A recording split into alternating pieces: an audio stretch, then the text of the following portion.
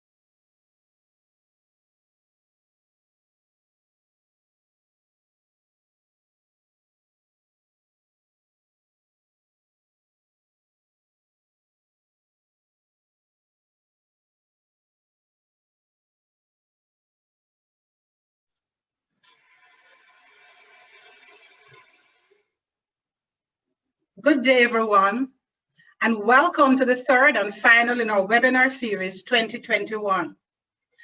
I am Dr. Dawn Stevenson, a Jamaica Island Nutrition Network GIN member, and it is my duty to introduce the GIN and today's topic. The Jamaica Island Nutrition Network is an NGO that seeks to improve the nutritional health of our population, and we focus especially on students from the earliest age through to tertiary level.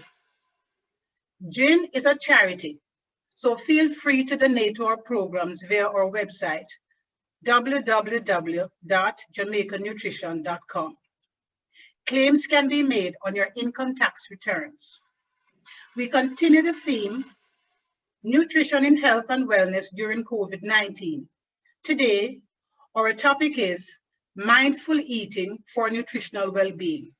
And we hope that at the end of this edition, everyone will have been fed with useful insights on the topic. You may be aware of the term mindfulness, which is a new buzzword for living optimally. It implies paying attention to the present purpose.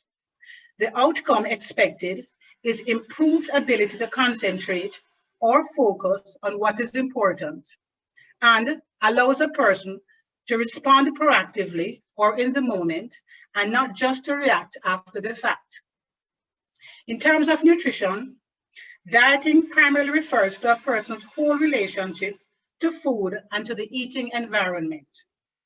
Mindful eating essentially allows you to take control of your eating environment and the process of eating based on the specific situation. We identify three main influences of mindful eating.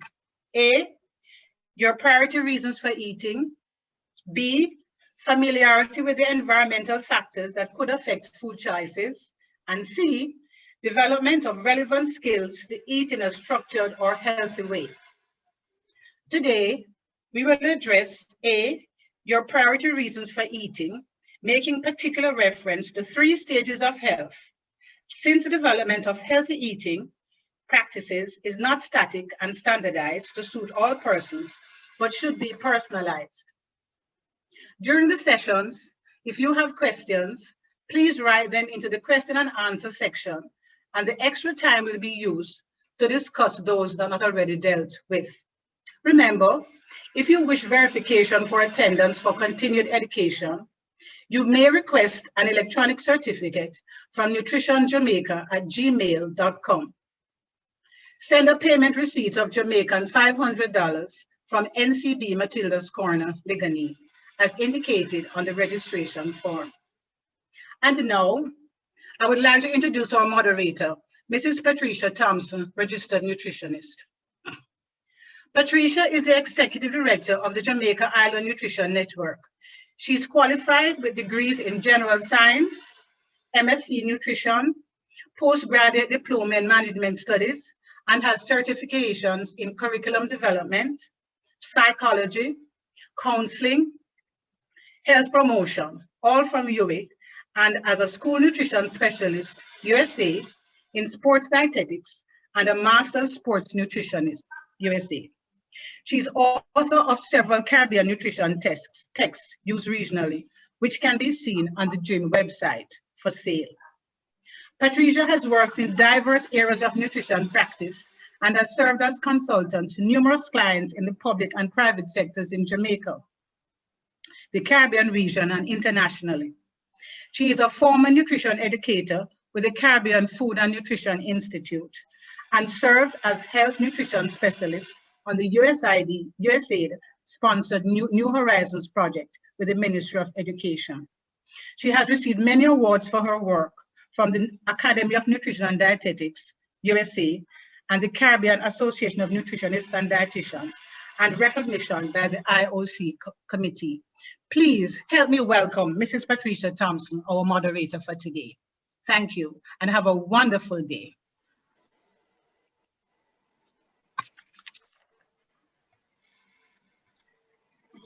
Okay. Good afternoon, friends, colleagues, supporters.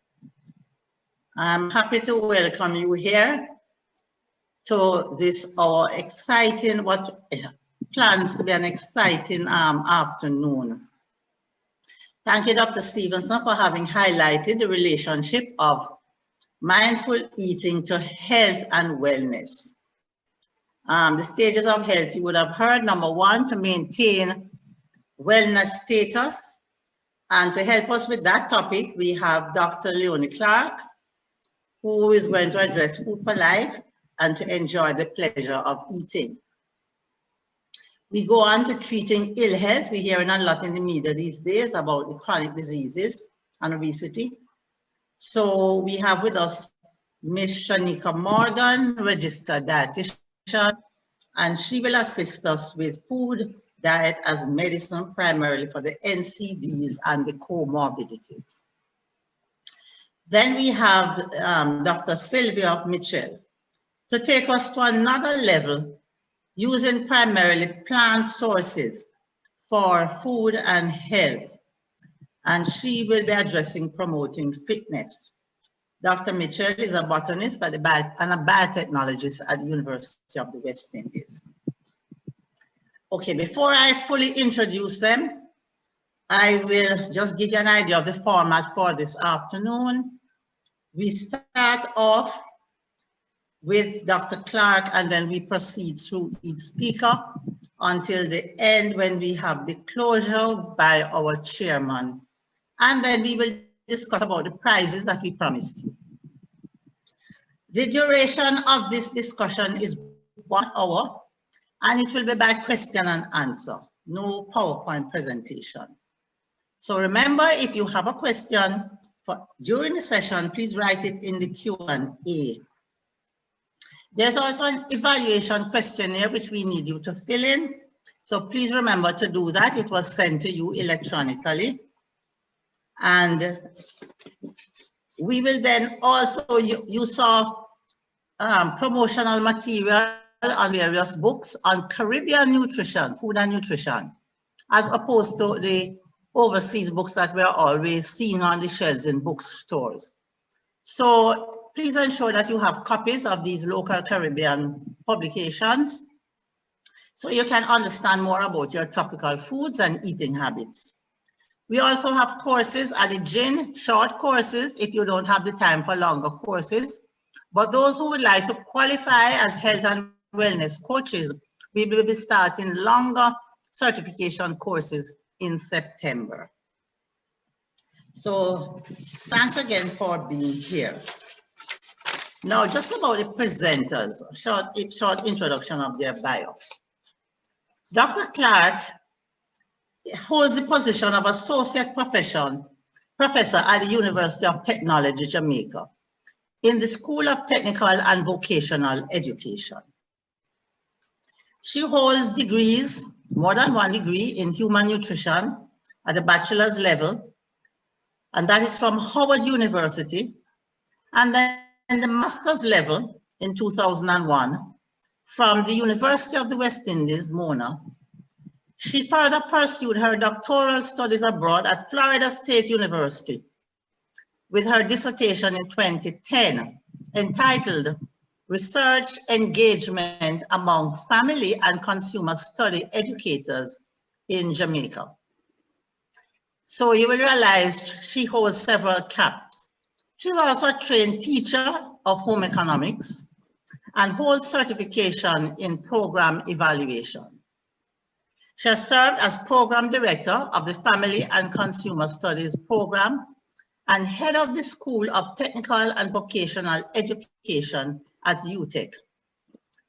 She's currently serving also as the president of the Jamaica Home Economics Association, and she's the first vice president of the Caribbean Association of Home Economics. So you see that she has many accomplishments and is well qualified to address us today.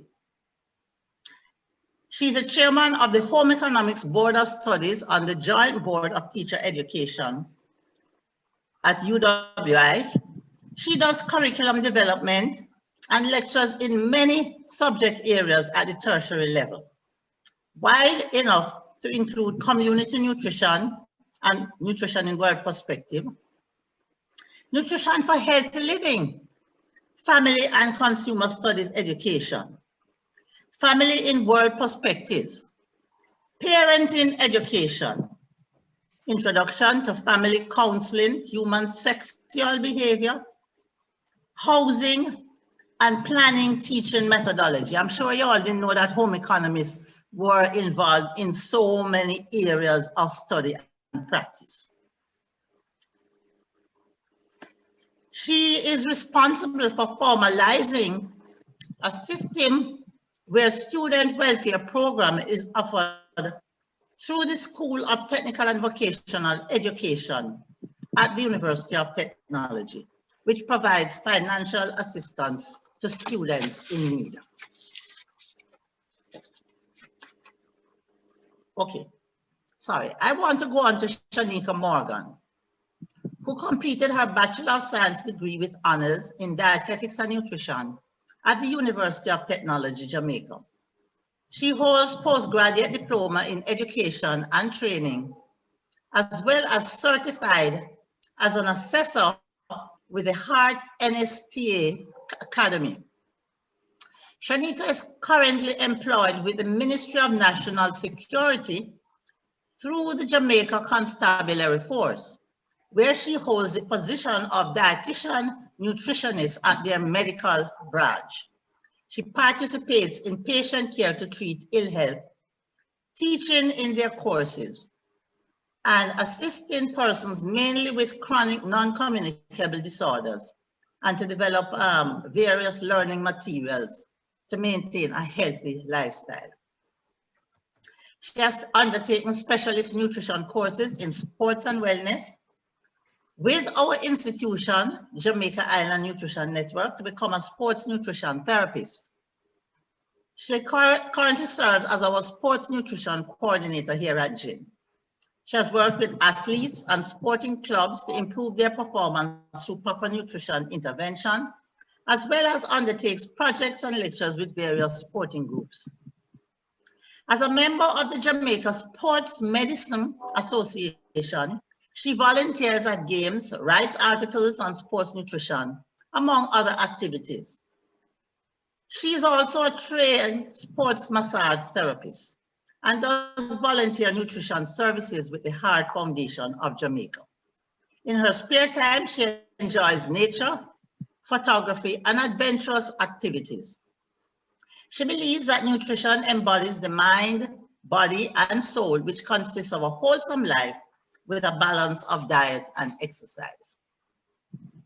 Last but not least, we have Dr. Silvia Ajoa Mitchell, Senior Lecturer in Biotechnology at the UWI Mona.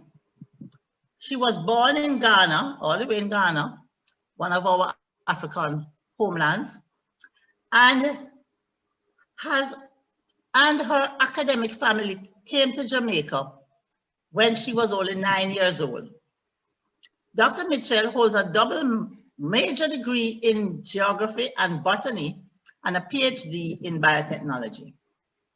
She supervises undergraduates and postgraduate research in biotechnologies related to plant medicine and nutraceuticals.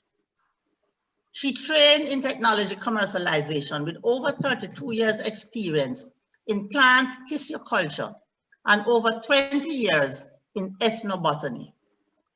Her area of focus is developing biotechnology solutions for Jamaican-grown plants related to advanced propagation methods, bioactivity studies, product development, example, nutraceuticals, and on-farm research. So again, you see, she's well qualified to address us on her area. She spent 7 years at the Scientific Research Council and 2 years at the Sugar Industry Research Institute before she joined the staff at UWI. There she initiated medicinal plant research in 1999. She has lectured in the herbal elective course to pharmacists at UTech between 2002 and 2012. She has lots of publications, reference articles, and many of these are available on ResearchGate. Dr. Mitchell was named in February 2019 as one of the 70 UWI Women of Distinction, recognized by UWI for outstanding achievement in her field. She believes the Caribbean can harness the potential for sustainable utilization of its plant biodiversity as nutritious foods, herbs, and spices, fine chemicals, nutraceuticals, cosmeceutics, medicinals, aromatherapy, furniture, and biofuels through the judicious use of biotechnology, which is a goal for her that she works diligently at. So let's welcome the first one then, Dr. Leon Leclaire, who's going to give us some insight on eating for life and pleasure. Dr. Clark, would you join us, please? Good morning, colleagues. Good morning, Mrs. Thompson. Hi, good morning, and welcome to this panel. It's a pleasure to have you. You're always a reliable supporter of GIN conferences and activities. Thank you so much. My pleasure always. All right. So the first question we're going to ask is, persons often say, do you eat to live or live to eat? How do you, as a home economist and nutritionist, respond to such a statement? What does it really mean? You know, whenever I hear that statement, I often have to smile. And it's a statement that I have often posed to my classes. You know, do we eat to live or do we live to eat? Sometimes it is used as a curse, you know, like, go away, you only live to eat. But I would want to say this morning that whether we eat to live or live to eat, I think there's a win-win situation right there. And it is a statement that demonstrates really, you know, a connectivity that really cannot be untwined, yeah? So we eat to live, we must eat to live, because again, I often say to my students, you could have a lovely little baby boy or girl, and just by, you know, looking at the child, bathing the child, dressing the child, and so on, that child pretty soon may not be there, because if that child is not eating, then that child is not going to be living. I find, though, that eating is such a pleasant event, such a pleasure, that for us to live and not eat, we would be doing ourselves a displeasure. So do we eat to live or do we eat do we live to eat? I think that they cannot be divorced from each other. And so, yes, we eat to live, and that's clear. Everybody, I think, can you know, agree with that. But I also think that we live to eat, because eating is one of the great pleasures of life. And that is something that's going to keep us, you know, abuzz. And so I don't think that that can be separated, Mrs. Thompson. We eat to live and we live to eat. One of those things that we really live to do. But is the pleasure of eating, persons enjoying their food, does it have any medicinal effect on you at all? Because people seem to think that when you eat healthily, there's no joy in eating. What does the literature tell us about that? Is there any connection between pleasure and eating? And research has actually shown, Mrs. Thompson and colleagues on the platform this morning, that if we do not enjoy our foods, then we really are doing ourselves a displeasure. Rat studies were done some years ago. These rats had their taste buds removed.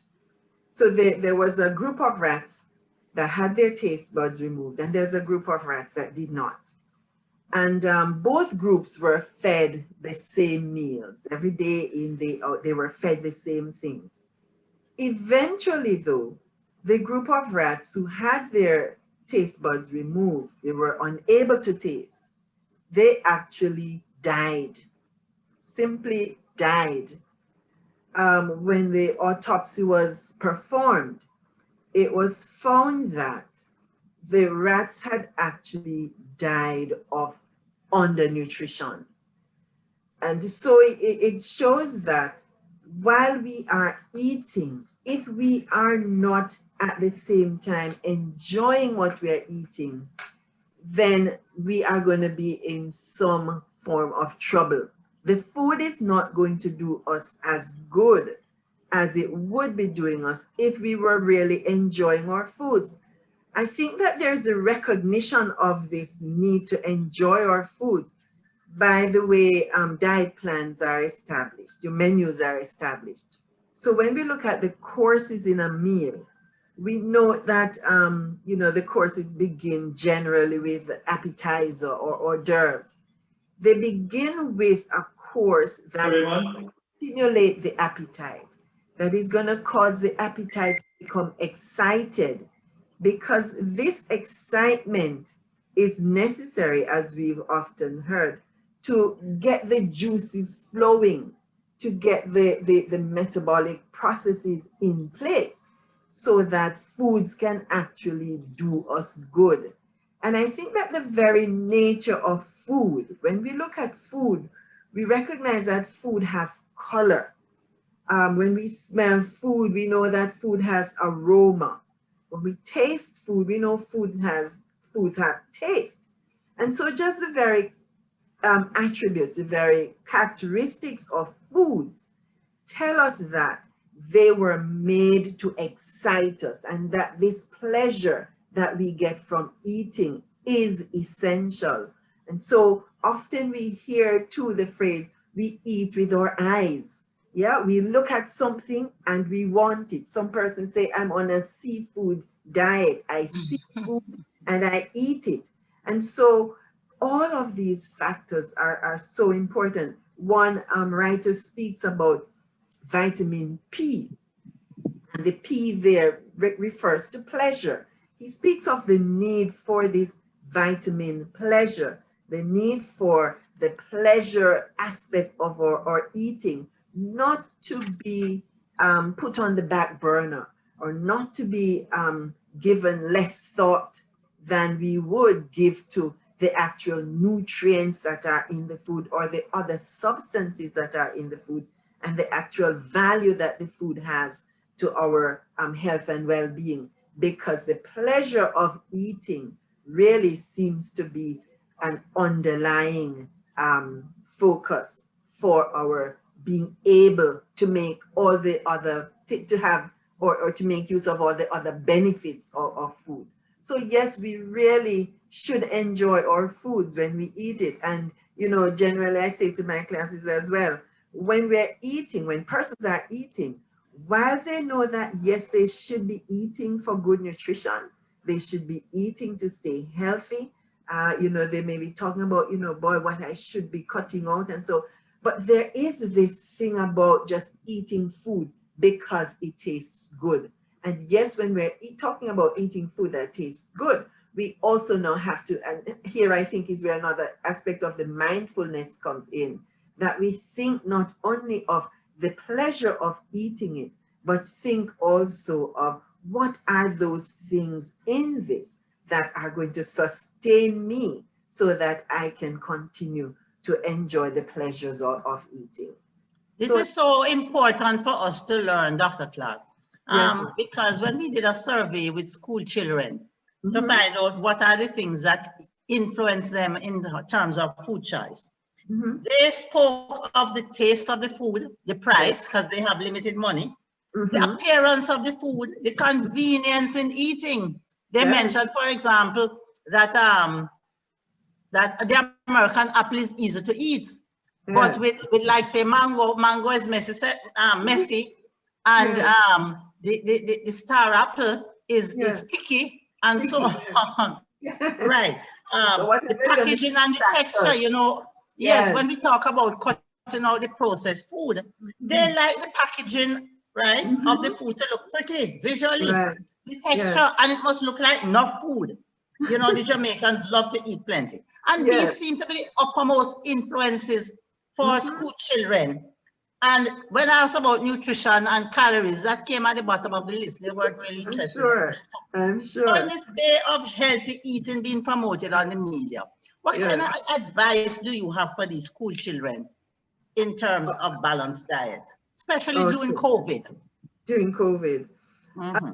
I think one thing that is so important here, colleagues, is the need for a balance. You know, we talk about balanced diet, but I'm wanting to go further to even talk about balancing. And we know when we're talking about a balanced diet, we're looking at one that contains the different kinds of foods that are going to give us the appropriate quantities or appropriate proportions of the varying nutrients that we need, because we know that from the different food groups, we need to have certain amounts so that we can get the appropriate amount of protein that we should, the appropriate amount of vitamins and minerals that we should. And so this calls for a balance, the appropriate amount of calories that we should, carbohydrates that we should, and the fats that we should. So all of these nutrients are so important. And I find that the organization of our foods into food groups makes it so, you know, easy, really facilitates even young children being helped to understand how to put these foods together to eat well. One of the things I think I learned some time ago, Mrs. Thompson, may have learned it from you too, is that we should not bash food, because there is one, you know, person saying this food is bad and that food is bad. While some foods have constituents or ingredients that may, you know, not be so desirable in terms of how they will affect our health, foods themselves can be manipulated. It takes the individual to manage or manipulate the food to get the good out of it. I remember you making reference at one time to banana chips and cheese. Now, this is something I've loved from high school and used to eat before I knew about multi-mixes. So banana chips and cheese, yes, there is some salt in the banana chips and the cheese does have, but the thing is, when I have some banana chips and cheese for my break, I know that come at my other meal, I'm going to be reducing the intake of some of the elements that may have been in the banana chips and cheese. So it is about, I'm thinking, helping our children, you know, looking at the range of foods that are available and getting a sense of what is in here that is good for you, and what is in here that, you know, you may want to not have so much of, and what is in it that you should not have any of at all. So it is about presenting the food in their totality so that the children get a sense that, you know, foods have various elements in them. And, you know, many of these elements are good for your food, that things that you should be getting in your diet, and helping them to get a sense of what these are and how now to combine those foods for good nutrition. I remember, Mrs. Thompson, if you'd allow me, in my master's at UWI, one of my effort, one of the things I strove to do was to design a snack, a healthy snack.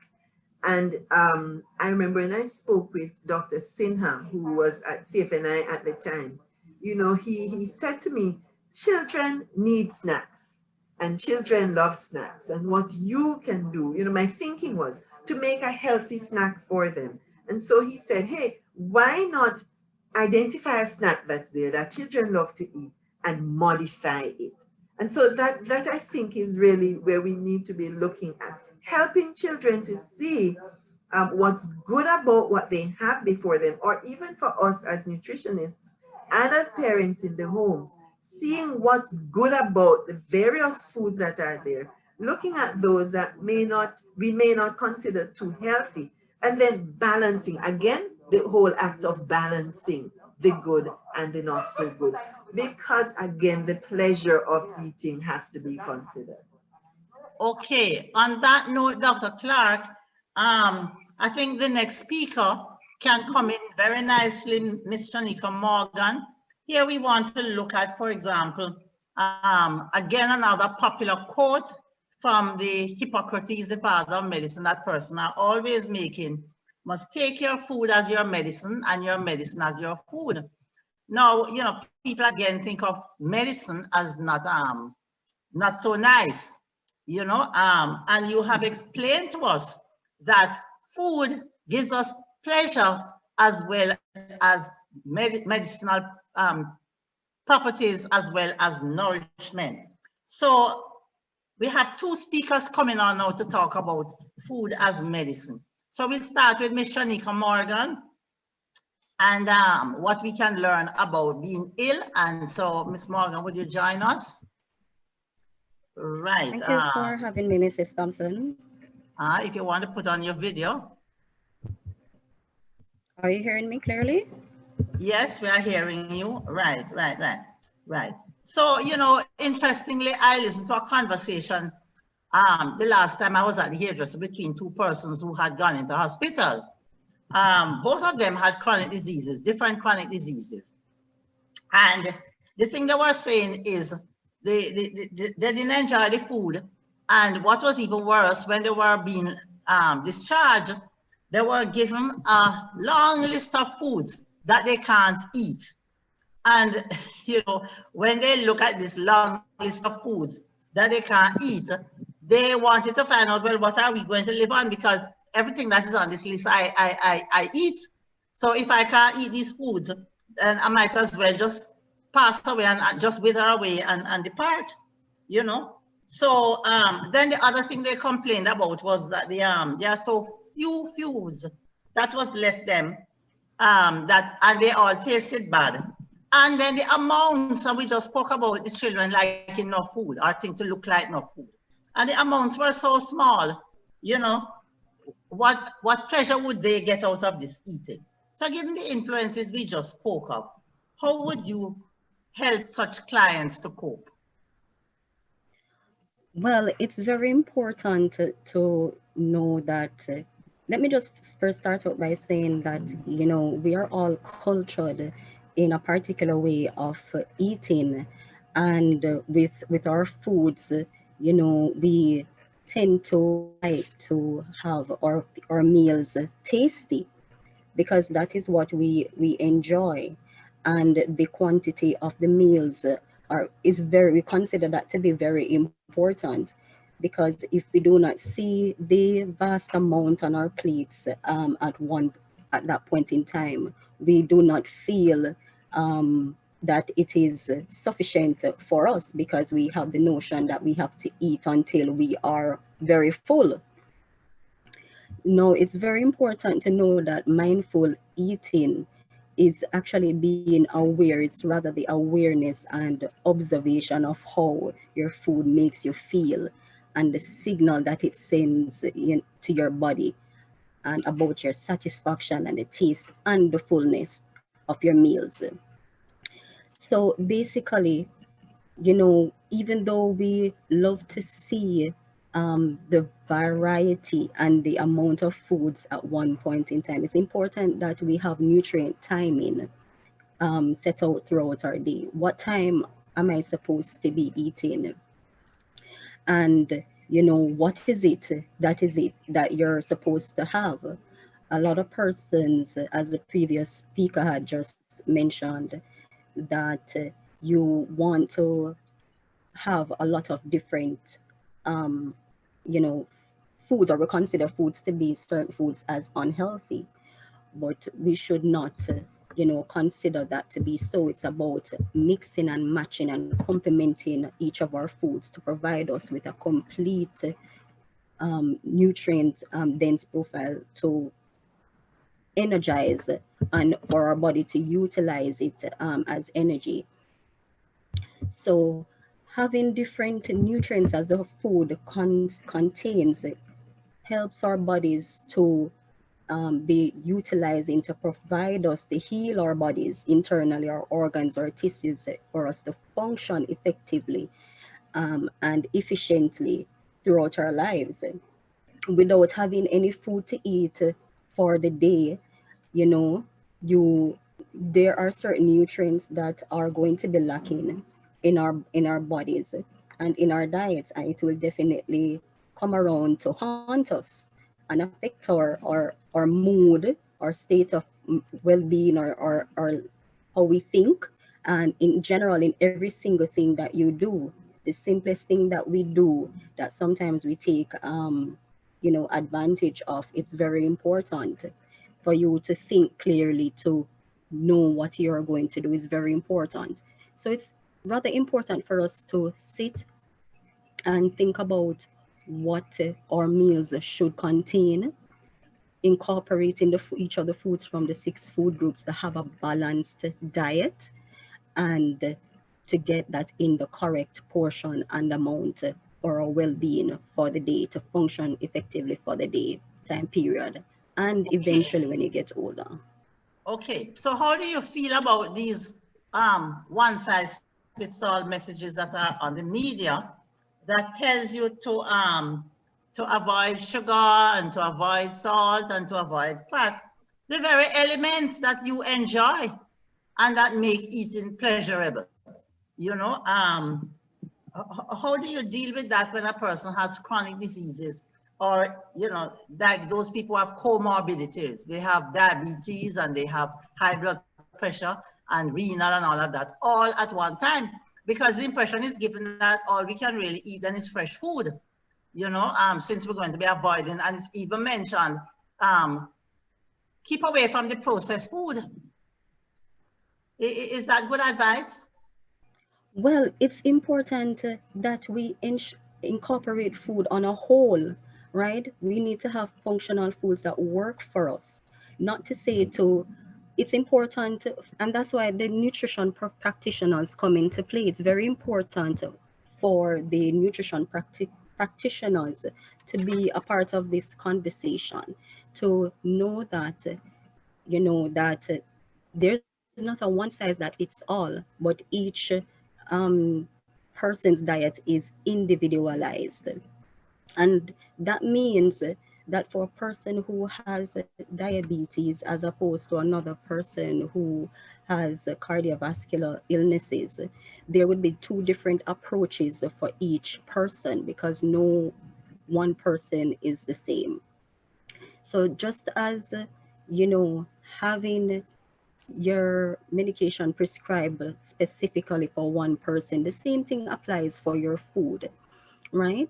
Because there are a lot of different calculations that would have to come into play to find out what works for that particular individual and their particular circumstances. What are their likes and dislikes, what their age and their gender is, and a lot of different other factors that come into play to provide that complete, wholesome diet plan for that person. So having a healthy diet helps to protect you against, malnutrition and in all forms of a non-communicable diseases. And so it's very important that we emphasize, on the portions that the persons are having, the alternative food choices that can be complemented for a particular food that they may like. So, and in this case, the calorie counter book, because it's very important that we look on our calories that as well that we are taking in from our foods. If you're not looking on the portions that you're having, if you're having a larger portion of your food as opposed to also what you're sharing your food on, a large plate that we're used to eating here in the Caribbean, that will increase the amount of calories, just as having a larger portions over the years, where you have large meals being served at your quick service restaurants, which we're used to getting. So we need value for money, and that's what or quantity for money as well. That's what we're used to getting. So when you pair in terms of, foods, certain things such as your foods that are high in sodium, you have to look on what is available, that you can pair it with low sodium food options so you can create that balance. So let me just use the example that was last used by the last presenter. If you have the banana chips that is, contains salt or sodium rather, you can find a low sodium option food to pair that with, to combine both together, so that you are not having two food items that are very salty. So it's about knowing how to mix and match and complement your food, in that sense. Great. So this brings to mind then the food label, because again, on the media, we're hearing a lot about knowing your food label and having to read your food labels and so on, and you said calculations made by nutrition practitioners. So what exactly do we expect the consumer to do with food labels and about these calculations? What do they look for on the food label? Well, the thing is that the consumers rarely understand the food labels. It is very, so for some persons or most persons, they consider it very confusing. They don't know what to look for. I mean, when they do take up a package, they may see the values on it, but what does that represent to them? So this is where the nutrition practitioner come into play, right? And So what is the first thing they should look for when they take up a package? Suppose they want to try, this is something new and it looks nice and they want to try it. Especially in the supermarket, they do all these taste tests and they taste something and it tastes nice. So they go to the shelf and they pick a package. Well, what is the first thing they look at to give them that information? The first thing that you're looking at is even the amount of calories and the serving sizes that are presented on the label. So it has to be for them to understand how much the servings, the package or the container contains. Is it for a one person? Can it be shared for two or more persons? And how much calories you're getting from that. And this is where a lot of the misconception or the misunderstanding come into play, because a lot of persons really do not understand or take the time to know that, for example, a package may have 2 servings and it has 200 calories, but they're eating all that package, so they're getting all of that 200 calories at once, where it could be broken down to have a one serving to complement even or replace or exchange their other meal for the entire day. Remember, we're eating your meals incorporate all foods for the entire day, and how we can mix and replace and exchange certain things if we're having even sometimes a sweet tooth per se. So we have to, engage with the nutrition professionals, or rather the nutrition professionals need to get themselves out there to the public to, rather educate the public, and to incorporate themselves and let persons or the public be aware of our presence and our importance in meal planning and understanding even the labels and the amount of calories that we're intaking. Yes, because the consumers often think that the serving that is there is what the manufacturer wants them to eat, and that is what is the healthy amount. So if the manufacturer puts one serving, they feel that they are to take everything in the package, whereas you are saying something different now. You are saying the nutrition professional will have to do some calculations, and that will assist them to know really how much is appropriate for them, the individual, and not so much that everybody is going to take the same amount that is listed on the package, because we all don't need the same amount, okay? Right. So we're going to have to move on from here. We'll come back. Participants, please note that if you have any comments as well as questions that you want to be discussed at the end, please write those into the Q&A section, because we are checking that from time to time, and we want to have a really robust discussion towards the end. So we're going to move on now to Dr. Mitchell. Right. And we're going to talk or continue the trend here because we're talking about people now who are sick. Because the people always say that the healthy foods are the ones that are too expensive. So when they have to make any adjustment now, they can't afford a lot of the vegetables and things that they are told that they must have. So they look for alternatives. They want something that's going to give them results quick because the medicines are also expensive, you know, so they want quick results and they want to know, well, which food is going to cure my diabetes? You know, what are the diabetes foods that will help me? And, you know, a lot of this, the instructions we are getting from the health professionals is so very confusing, as Ms. Morgan had alluded to. So tell us something about the food itself and the medicinal properties that persons can look forward to.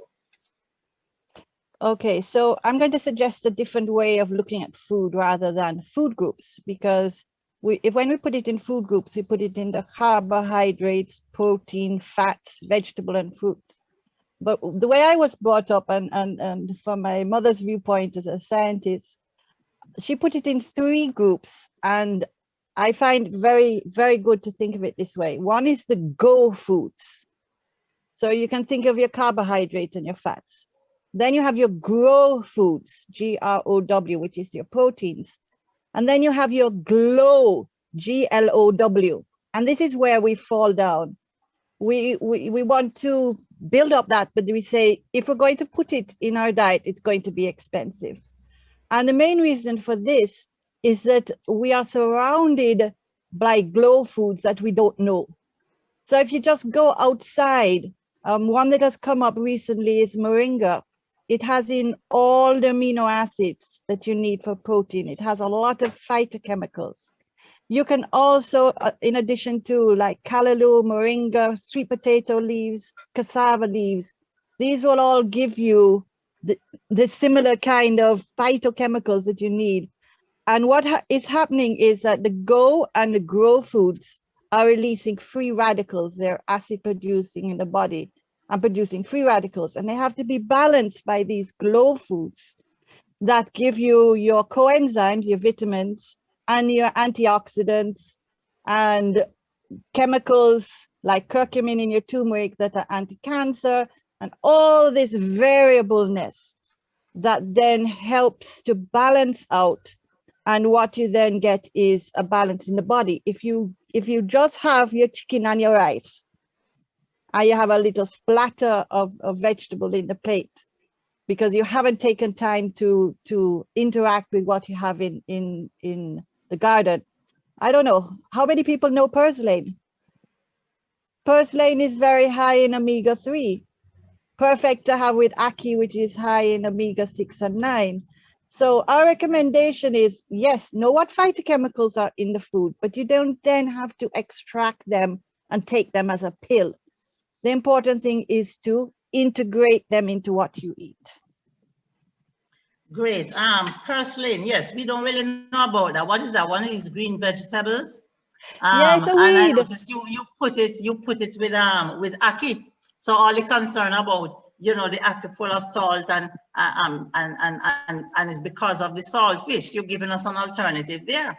Yes, that's a good suggestion. Because the saltfish is omega-3, but not many vegetables have omega-3. So if you know which ones have it, because that's mainly the problem. If you have the ackee alone, it's too high in omega-6. So you need to find something that has omega-3. Okay, excellent, excellent.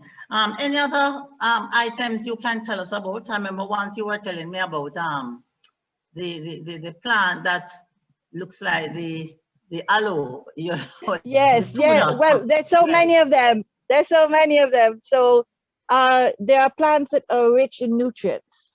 Okay. And when I say nutrients, I mean different phytochemicals. And what is important here is that they have essential phytochemicals, complex chemical moieties that the body does not make. So you have to get it from the plants. And many times we think we are hungry and we go to have a go and a grow food. It's actually the glow food the body is calling for. And when you have that glow food, you realize your appetite goes down, right? So the things, again, the moringa, the aloe, and aloe can be used in many different ways. So if you use it with the yellow on the outside of the leaf, then it's more to clean your body. But you can take that off and use the inner part and put it in your fruit juice. And then you get all these antioxidants and all these different things. And tuna. After tuna, I don't know if you know the tuna tree. It lives in, it has a flat, I think people used to use it to wash your hair. But you can cut it into little slices, take off the barb that is on it, cut it into little slices, fry it up. That has healed friends of mine from throat problems. And again, it's very high in nutrients. So these things are all around us.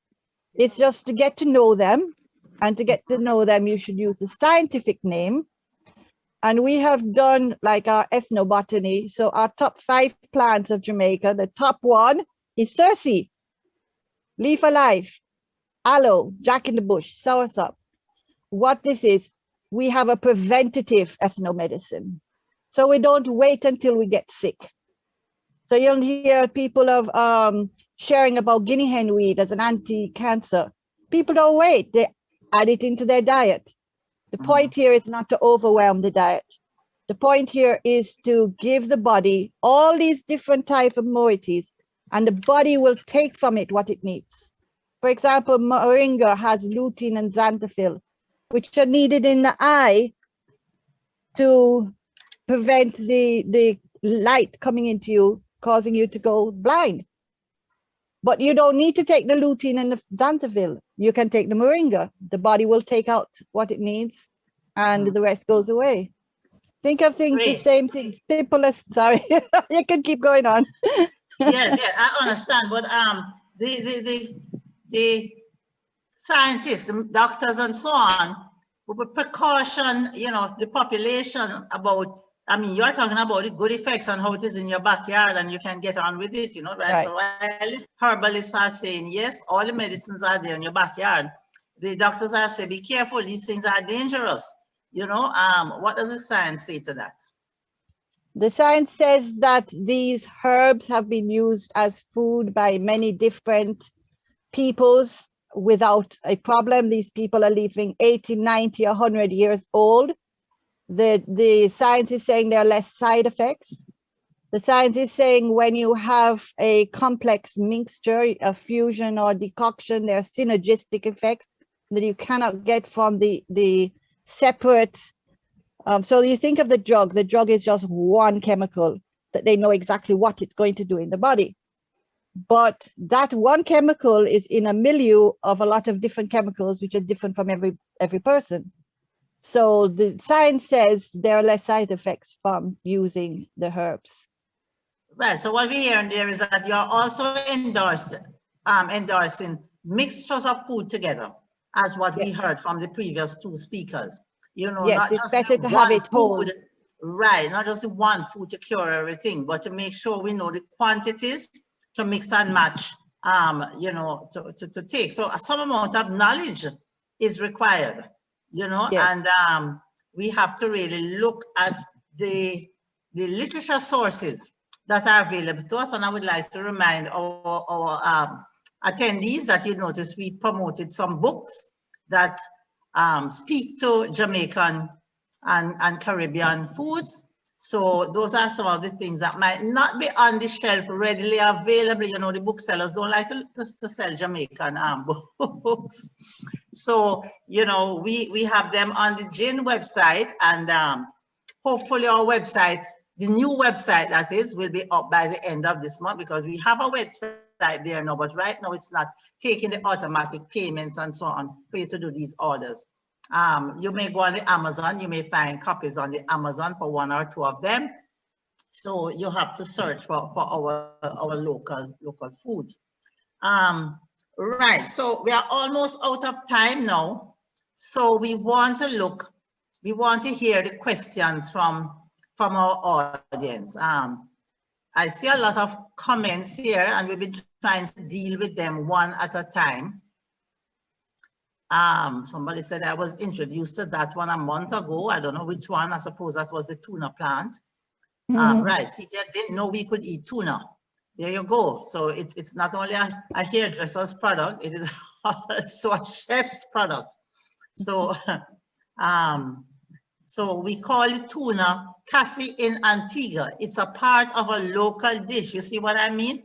So we need to learn about these Caribbean foods. That's in the new publication that you got introduced to with Fitzroy Henry and June Holip, talking about the Caribbean foods for chronic diseases, right?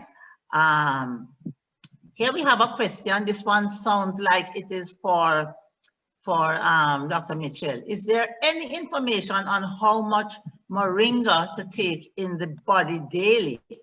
As it relates to soursop, is there any implications for hypertensive patients? Okay, the first one with moringa. Is there any information on how much caloric you should take into your body daily? Because that is the equivalent. It's really, it's a vegetable. It's it's just a nutritious vegetable. And so you would include it in your diet as you would anything else. So the more you have is better, but then you don't want the whole day, all you're eating is moringa. There is though an indication for the moringa seeds that you should not take more than 3 daily, and you should not take it continuously, because that one is a little more potent. And soursop, again, it is the balance, because hypertensive patients, there are other plants like bitters that is better for a hypertensive patient than soursop. Soursop is more used to relax the body, like just before you go to sleep and so on. So, and I just wanted to get the point in, when you do look for these things, don't look for moringa or soursop, get the scientific name and search for the information according to the scientific name. Okay, indeed. So I see another person is also asking about moringa.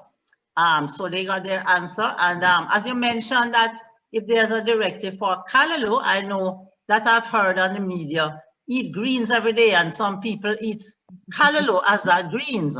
But we have a precaution with callaloo in that it also is a source of oxalates, which can overwhelm your kidneys.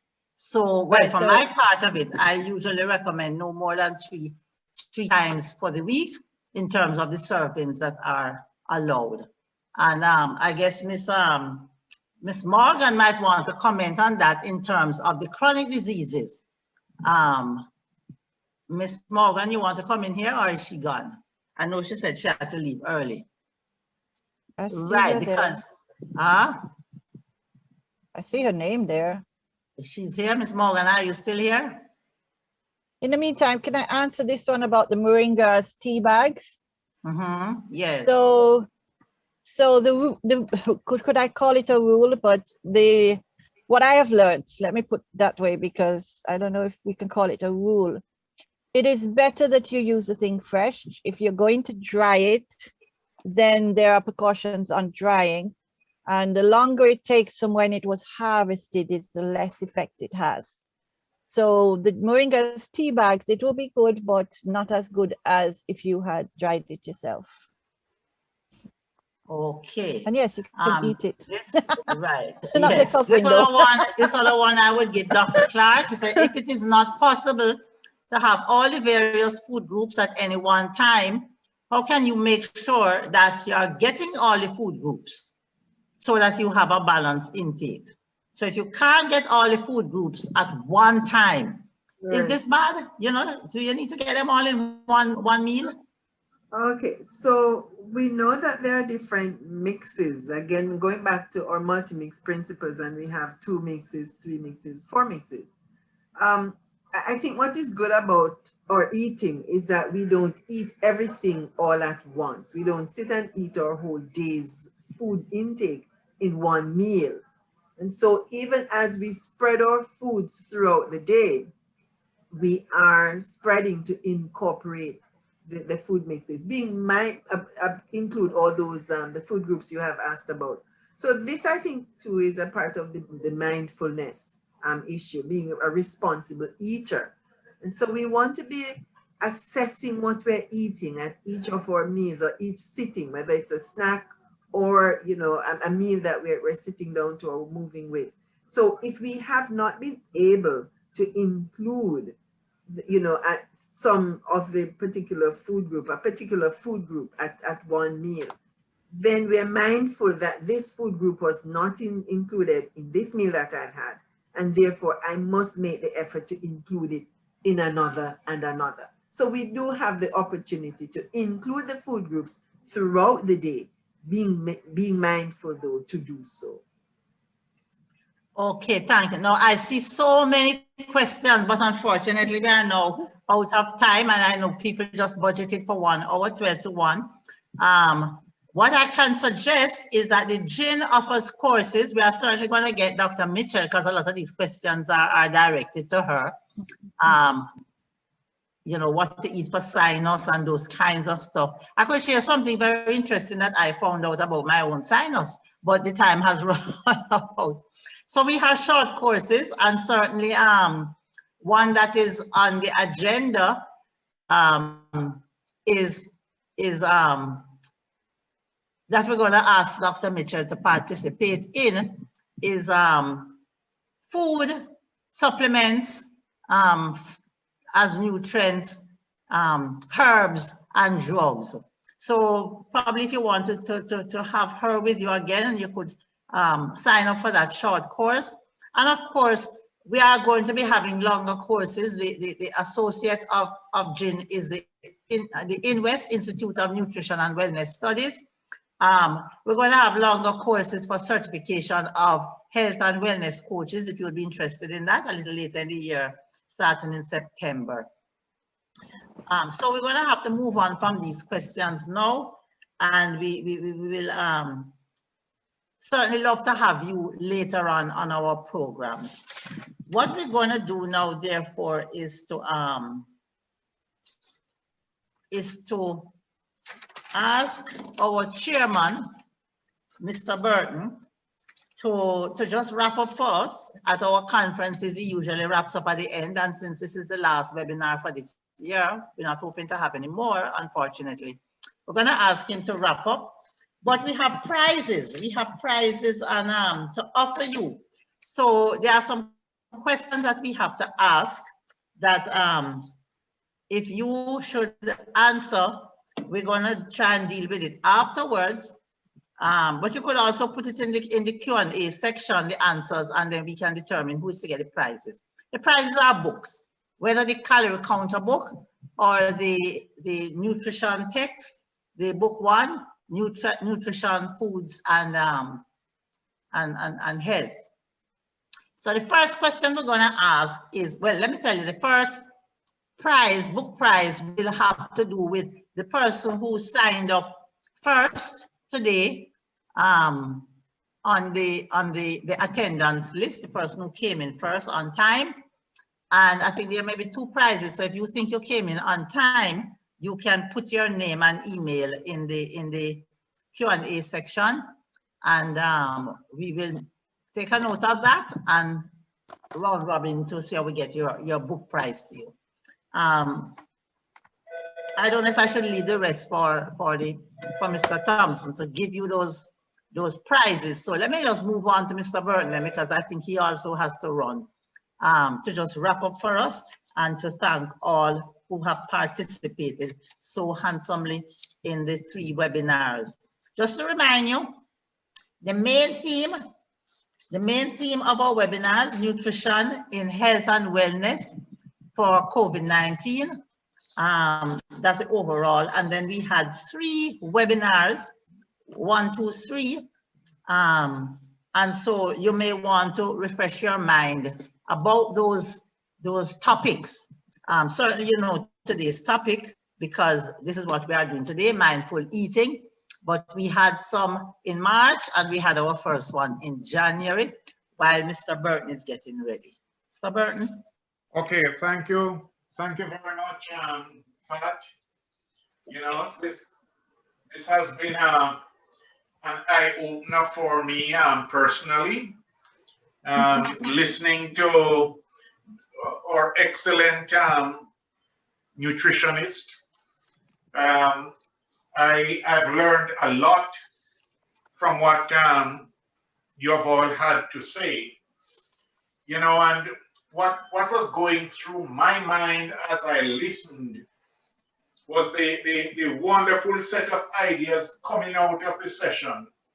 But how much have these influenced the diets of Caribbean people? You know, seriously, I don't even know what seriously is good for. You know, yet still it is apparently a gem. I grow moringa in my backyard out in the country. I grow some of it in Kingston. I know bitters. Now I'm hearing it's better than soursop leaf for hypertension. You know, so it's a tremendous amount of information that has been shared here today. And I personally want to thank the panelists for sharing this information. You know, but I just hope that we will be able to have more and more of these type of sessions.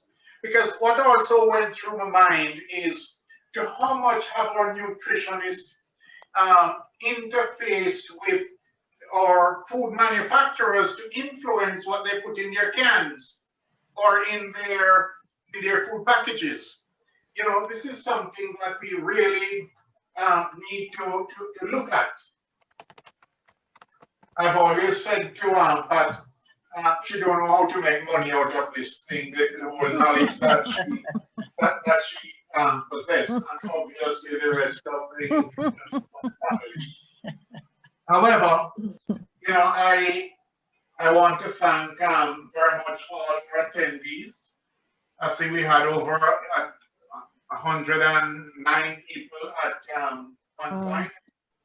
You know, taking the time off from your work or lunch to just participate in this session today, which is the third and final webinar on the topic. But I can assure you that as chairman of Gin and Invest, more of these are going to be arranged.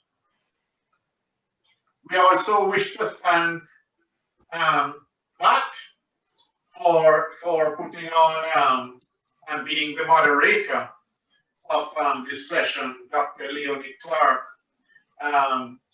our dietitian Shanika Morgan, Dr. Silvia Mitchell.